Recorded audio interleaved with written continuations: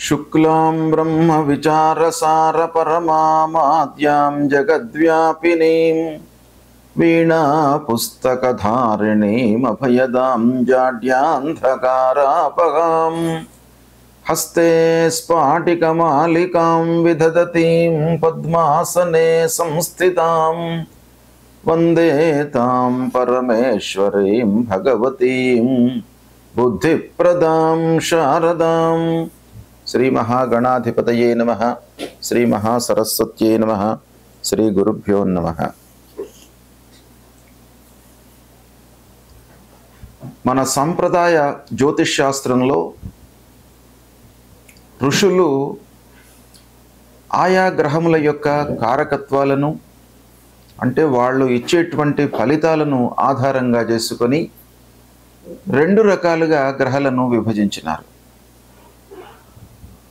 ఒకటి శుభగ్రహాలు అని, రెండవది పాపగ్రహాలు అని, లేదా క్రూరగ్రహాలు, సౌమ్యగ్రహాలు అనేటువంటి విభాజన చేసినారు ఋషులు. అయితే క్రూర భాను తమ శని ధ్వజకుజాహ అన్నారు. అంటే క్రూరగ్రహాలు సూర్యుడు, అంగారకుడు, రాహువు, కేతువు, శనీశ్వరుడు. ఈ గ్రహాలు క్రూర స్వభావాన్ని కలిగినటువంటి వాళ్ళు. అంటే వాళ్ళు ఇచ్చేటువంటి ఫలితాన్ని ఆధారంగా చేసుకొని ఆ గ్రహాలను క్రూరగ్రహాలు, పాపగ్రహాలుగా విభజించినారు. అదేవిధంగా శుక్రార్య సౌమ్యేందవ, శుక్రుడు, గురువు, బుధుడు, చంద్రుడు ఈ గ్రహాలు సౌమ్య గ్రహాలు. అంటే వాళ్ళు ఇచ్చేటువంటి ఫలితాలు కూడాను సౌమ్యంగా ఉంటాయి, మనకు శుభప్రదంగా ఉంటాయి. అయితే ఈ క్రూరగ్రహాలు ఇచ్చేటువంటి ఫలితాలు మనకు కొంత ఇబ్బందికరంగా ఉంటాయి. కాబట్టి క్రూరగ్రహాల లోపల కూడాను శనీశ్వరుడు ఎక్కువ రోజులు ఉండేటువంటి గ్రహము. 2.5 సంవత్సరాలు ఒక గ్రహంలో ఉంటాడు. అదేవిధంగా 1.5 సంవత్సరాలు రాహువు ఒక రాశి లోపల ఉంటాడు. అంటే శని తర్వాత మనకు రాహువు యొక్క ప్రాధాన్యత అత్యంత కీలకమైనటువంటి పాత్రను పోషిస్తుంది ఫలితాలలో. కాబట్టి రాహువు యొక్క సంచారము, రాహు ఏ విధంగా ఏ నక్షత్రాలలో ఏ రాశిలో సంచరిస్తున్నాడు, ఎప్పుడు రాశి మారుతున్నాడు, తదనుగుణంగా 12 రాశుల వారికి ఎలాంటి ఫలితాలు ఉంటాయి అనేటువంటిది చాలా ముఖ్యమైనటువంటి విషయం. రాహువు చాలా విషయాలపై ప్రభావాన్ని చూపిస్తాడు. ముఖ్యంగా రాహువు ఎంత ప్రతికూలమైనటువంటి ఫలితాలను చూపిస్తాడో అంత అనుకూలమైనటువంటి ఫలితాలను కూడాను ఆ జాతకుడికి ఇస్తూ ఉంటాడు. ఆ రాహువు ఉన్నటువంటి ఆ రాశి, ఆ రాశ్యాధిపతి, ఆ రాశిని చూస్తున్నటువంటి గ్రహాలు, ఆ రాహువుతో యుక్తమై ఉన్నటువంటి గ్రహాల యొక్క కారకత్వాలు, సహజ లక్షణాలను బట్టి రాహువు జాతకునికి లక్షణాలు ఇస్తూ ఉంటాడు. అందులో భాగంగా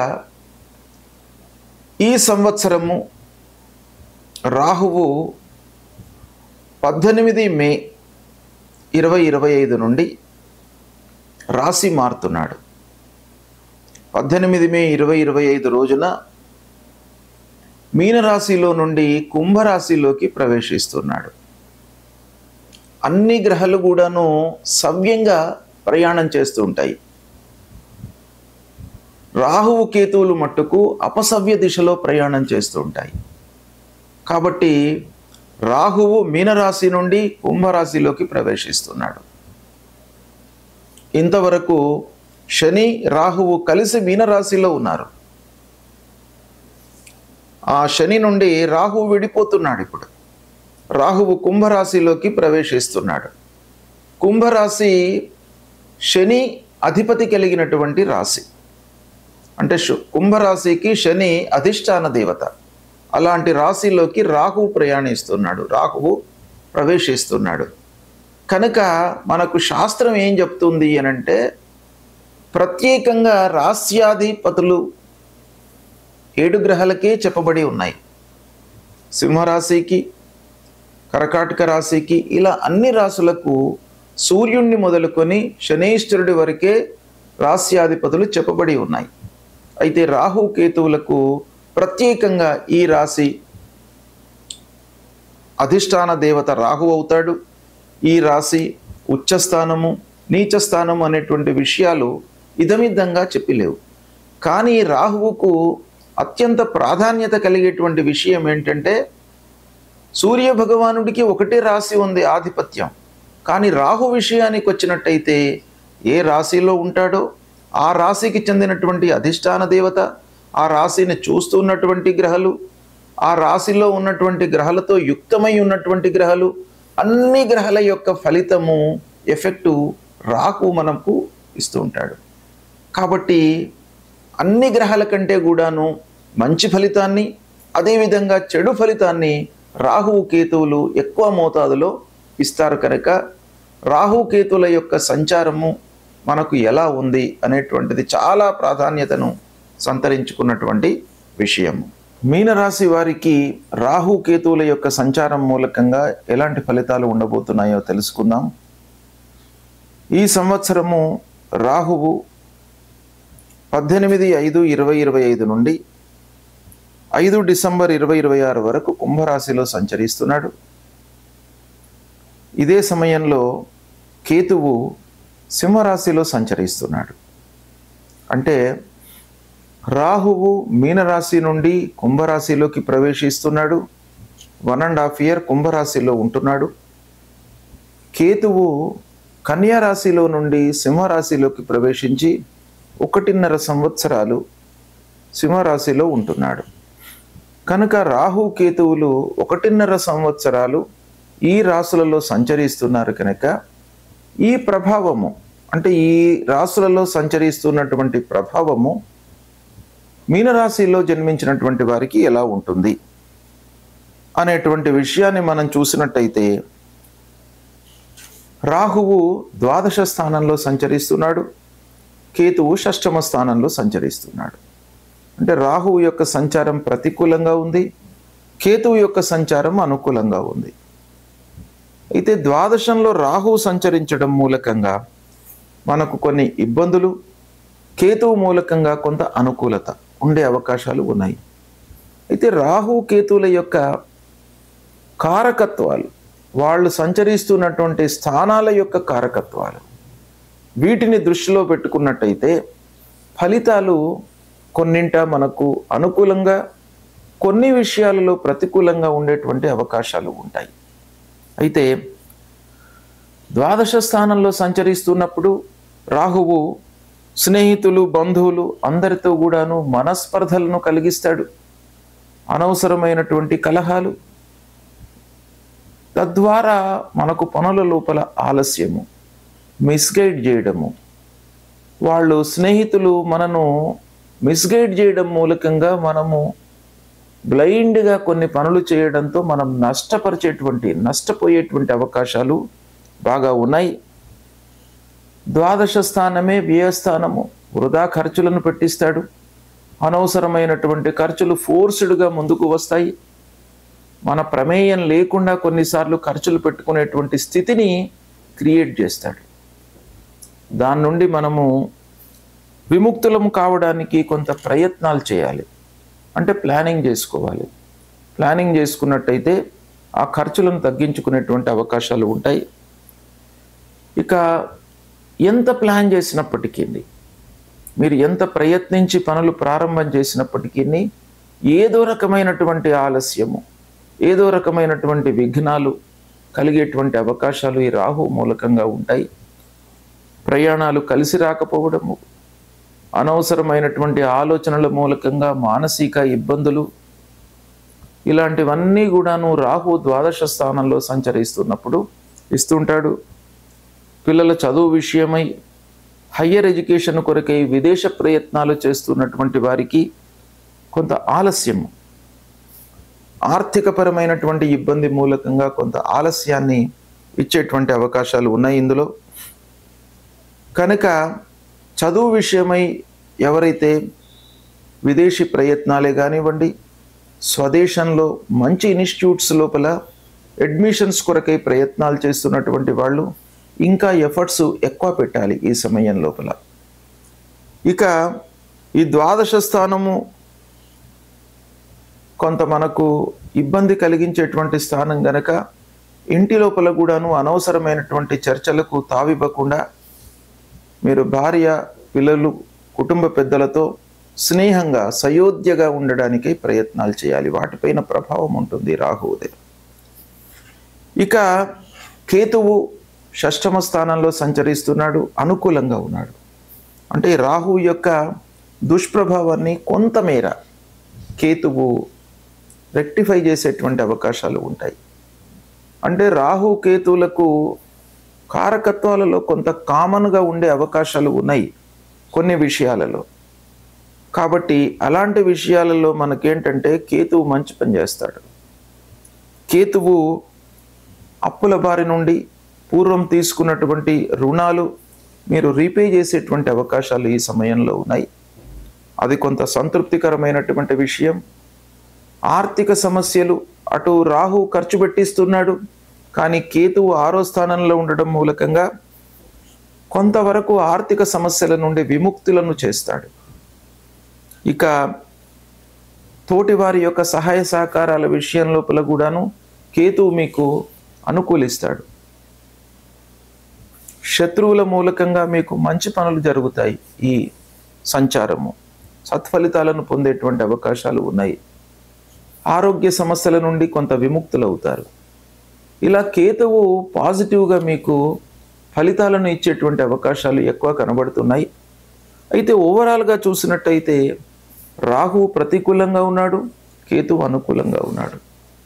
అంటే రాహు కేతువుల యొక్క విషయాన్ని మనము ఓవరాల్గా చూసినట్టయితే మీకు 50% అనుకూలత, ఈ క్లబ్ చేసి చూసినట్టయితే 50% మీకు అనుకూలత కలిగేటువంటి అవకాశాలు ఉన్నాయి.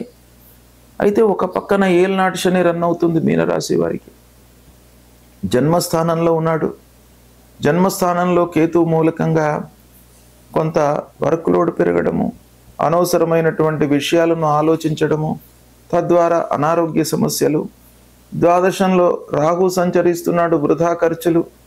ఇవన్నీ ఉన్నప్పటికీ నీ కేతువు కొంత రెక్టిఫై చేసి కొంత స్నేహితుల మూలకంగా, దగ్గర వాళ్ళ మూలకంగా కొంత మీకు మంచి ఫలితాలను ఇచ్చేటువంటి అవకాశాలు ఉన్నాయి. కాబట్టి వీటన్నిటిని కూడాను మీరు ఉపయోగించుకున్నట్టయితే మీరు కొంతవరకు మీ సాయశక్తుల రెక్టిఫై చేసుకోవచ్చును ఫలితాలను.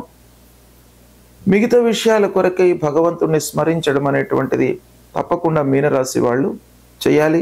ఈ విశ్లేషణ ద్వారా మీరు కొన్ని విషయాలను, సంచారాన్ని అర్థం చేసుకొని వాటి మూలకంగా కలిగేటువంటి ప్రతిఫలాలకు ఎలాంటి మనము ఎఫర్ట్స్ పెట్టాలి అనేటువంటి విషయాన్ని మీరు ప్లాన్ చేసుకున్నట్టయితే మీకు మంచి ఫలితాలు కలుగుతాయి. రాహువు కేతువులు ప్రతికూలంగా సంచరిస్తున్నప్పుడు మనము తప్పకుండా భగవంతుడి యొక్క అనుగ్రహం కొరకై పరిహారాలను చేసుకోవాలి. పరిహారాలను చేసుకుంటూనే మన చేతిలో ఉన్నటువంటి కర్తవ్యాలను, అంటే మనము ఏ విధంగా రెక్టిఫై చేసుకోగలము అనేటువంటి విషయం పైన కూడాను మనస్సు నిలపాలి. అంటే రాహువు కొన్ని ప్రతిబంధకమైనటువంటి ఫలితాలను ఇస్తూ ఉంటాడు, మనస్సును చంచలంగా ఉంచుతాడు. కాబట్టి మనస్సును కట్టడి చేసుకోవడానికి ఒక ధ్యానం లాంటిది, ఒక యోగా ఇలాంటివి చేసుకోవడం మూలకంగా మనము శారీరకంగా కొన్ని పరిహారాలను, వాటిని కంట్రోల్ చేసుకోవడానికి అవకాశాలు ఉంటాయి. ఇక రెండవది, భగవంతుడి అనుగ్రహం కొరకై కొన్ని పరిహారాలు. మొట్టమొదలు ఏం చేయాలి? రాహువు ప్రతికూలంగా ఉన్నప్పుడు, ప్రతికూలము అనంటే జన్మస్థానంలో సంచరిస్తున్నప్పుడు, ద్వితీయ స్థానంలో సంచరిస్తున్నప్పుడు, చతుర్థం అర్ధాష్టమ స్థానంలో సంచరిస్తున్నప్పుడు, పంచమ స్థానంలో సంచరిస్తున్నప్పుడు, సప్తమ స్థానంలో సంచరిస్తున్నప్పుడు, అష్టమ స్థానంలో సంచరిస్తున్నప్పుడు, నవమ స్థానంలో సంచరిస్తున్నప్పుడు, దశమ స్థానంలో సంచరిస్తున్నప్పుడు, ద్వాదశంలో సంచరిస్తున్నప్పుడు, అంటే ప్రతికూలమైనటువంటి స్థానాలే రాహుకు ఎక్కువగా ఉన్నాయి. 3, 6, 11 ఈ 3 స్థానాలే రాహుకు శుభాన్ని కలిగించేటువంటి స్థానాలు. అయితే రాహుకేతువులకు ప్రత్యేకమైనటువంటి స్థితులు ఉన్నాయి.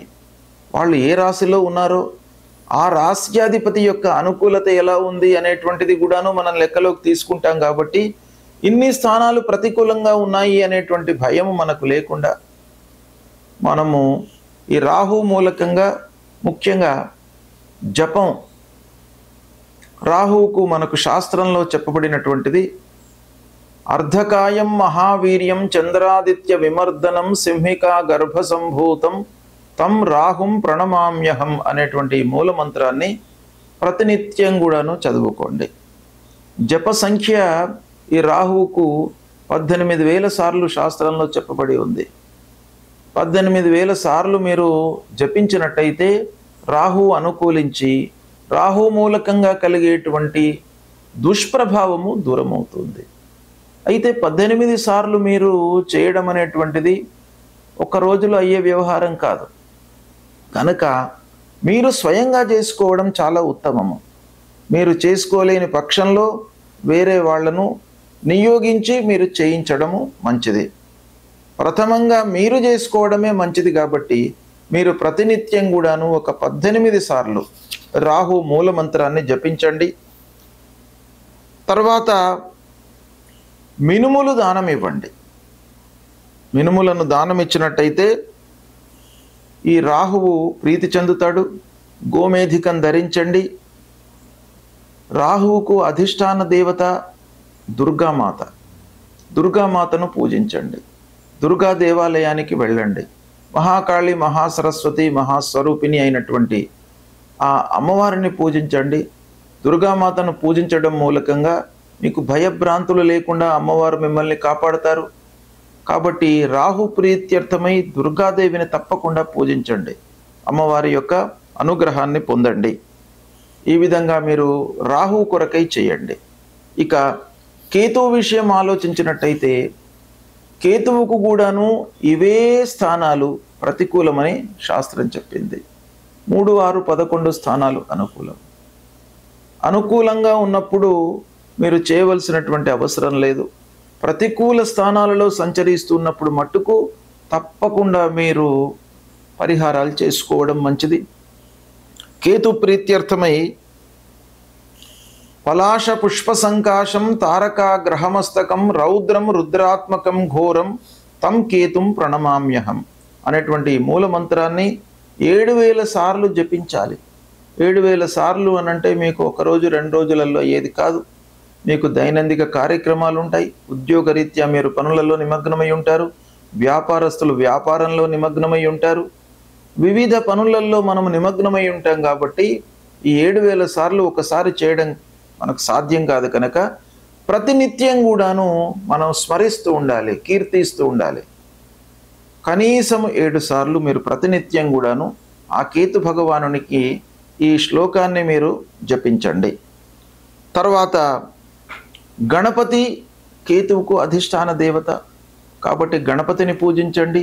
గణపతి దేవాలయానికి వెళ్ళండి. మీకు ఆటంకాలు రాకుండా గణపతి మిమ్మల్ని కాపాడుతాడు. ఉండ్రాళ్ళు నైవేద్యం పెట్టండి. ఉండ్రాళ్ళను మీరు ఆ నైవేద్యాన్ని మీరు ప్రసాదంగా తీసుకొని సేవించండి. అప్పుడు ఆ గణపతి యొక్క అనుగ్రహం లభిస్తుంది. తర్వాత కేతువుకు ఉలువలు దానం ఇవ్వండి. తర్వాత వైడూర్యం అనేటువంటిది ఉంటుంది. ఆ వైడూర్యాన్ని ధరించండి.